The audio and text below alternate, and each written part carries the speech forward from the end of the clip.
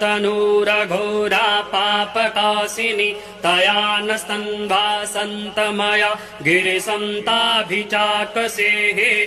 या मे गिरिसन्त हस्तेभिवरस्तभे शिवां गिरित्रतां कुरु माहि गुंसेः पुरुखं जगत शिवेन वचसा त्वा गिरिसाक्ष वदामसि यथा नः सर्वमि जगदयुक्षगुं सुमना असत अध्यवोचदधिवक्ता प्रथमो देव्यो भीकिक अहिंस सर्वाञ्जं वयन्त सर्वाश्च यातु धान्यो धराचेः पराशुभ असौ यस्ताम्रो अरुण उत बभ्रुः सुमङ्गलः जय चैन गुं रुद्रा।